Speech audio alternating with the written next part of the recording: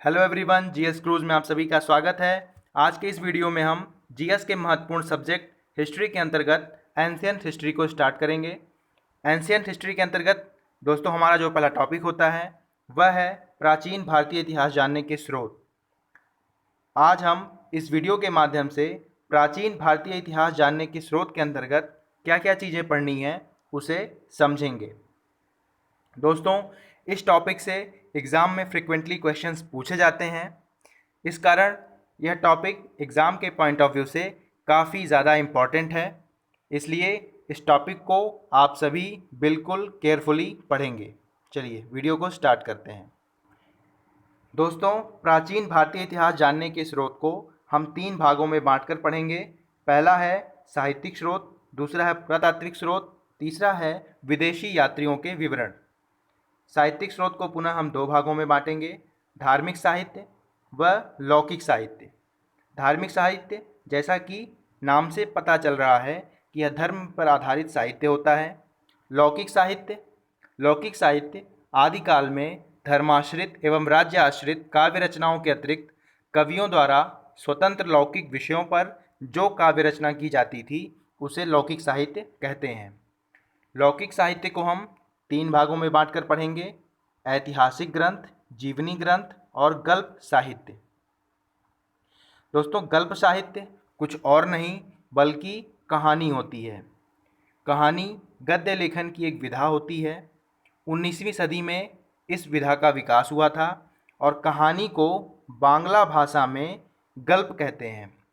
I hope अब आप समझ गए होंगे कि गल्प साहित्य से हमारा क्या तात्पर्य है।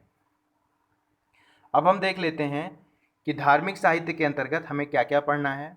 धार्मिक साहित्य में हम इसे 2 भागों में बांटकर पढ़ेंगे, ब्राह्मण साहित्य व ब्राह्मणेतर साहित्य। दोस्तों, ब्राह्मण साहित्य प्राचीन वैदिक मंत्रों एवं संहिताओं की गद्य टीकाओं को ब्राह्मण साहित्य कहते हैं। प्राचीन हमारे जो वैदिक मंत्र या संहिता होती थी वह पोयम फॉर्म में, पद्य विधा में होती थी। उन पर गद्य विधा में जो टिप्पणी या टीका लिखा गया उसे ही हम ब्राह्मण साहित्य कहते हैं। इसके अंतर्गत हमारे चारों वेद, ब्राह्मण ग्रंथ, आरण्यक, उपनिषद, वेदांग, स्मृतियाँ, महाकाव्य व पुराण सम्मिलित हैं। दोस्तों, उपनिषद वैसे तो 108 हैं, जबकि प्रामाणिक जो उपनिषदों की संख्या है वह मात्र 12 ही है। महाकाव्य में 2 महाकाव्य हैं। इसके अंतर्गत हम रामायण और महाभारत दोनों को सम्मिलित करते हैं। पुराण कुल 18 हैं। आगे बढ़ते हैं।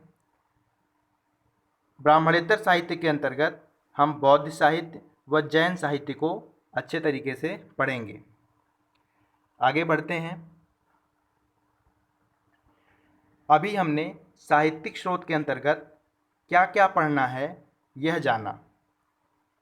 अब हम पुरातात्विक स्रोत के अंतर्गत क्या पढ़ना है इसे जानेंगे। दोस्तों, पुरातात्विक स्रोत को हम 3 भागों में बांटकर पढ़ेंगे, अभिलेख, मुद्राएं व स्मारक भवन। अभिलेख को हम 3 भागों में बांटेंगे, शिलालेख, स्तंभलेख और गुहालेख।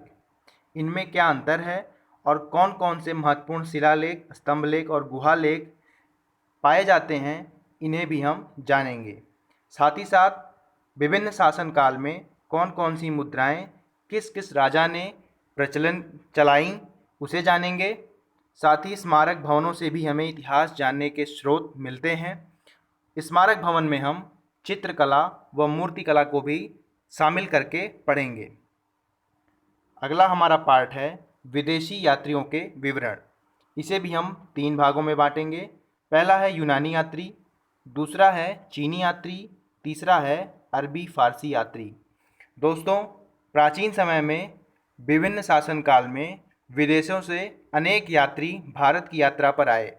उन्हीं में यूनानी यात्री, चीनी यात्री और कुछ अरबी फारसी यात्री भी थे। यूनानी यात्रियों के अंतर्गत प्रमुखतः हेरोडोट्स, सिकंदर के साथ आने वाले कुछ महत्वपूर्ण यात्री थे, जैसे अरिस्टोबुलस, नियार्कस, चारस, यूमेनिस इत्यादि। यूनानी यात्रियों में ही टॉलमी, मेगास्थनीज, डायमेकस, स्ट्रैबो, इन सभी के विषय में हम जानेंगे। साथ ही चीनी यात्रियों के अंतर्गत हम वेनसोंग, इत्सिंग, फाइहान को जानेंगे और अरबी फारसी यात्रियों के अंतर्गत तारानाथ जो कि तिब्बती और तंग्यूर के लेखक हैं, साथ ही अलबरूनी और अन्य अरबी फारसी यात्रियों को पढ़ेंगे। दोस्तों, इस प्रकार से हम प्राचीन भारतीय इतिहास जानने के स्रोत को कवर करेंगे। दोस्तों, इस प्रकार हम प्राचीन भारतीय इतिहास जानने के स्रोत को पूरा कवर करेंगे। साथ ही साथ इकॉनमी की वीडियोस भी चैनल पर लगातार अपलोड की जा रही हैं और साथ ही साथ हम जीएस के अन्य विषयों पर भी वीडियोस बनाने वाले हैं। तो दोस्तों, आप सभी हमारे चैनल से जुड़े रहें, साथ ही साथ अपने दोस्तों को भी वीडियो शेयर करें ताकि वे भी हमारे चैनल से जुड़कर लाभ पा सकें। इसी मैसेज के साथ आज का वीडियो यहीं समाप्त होता है। Thanks for watching.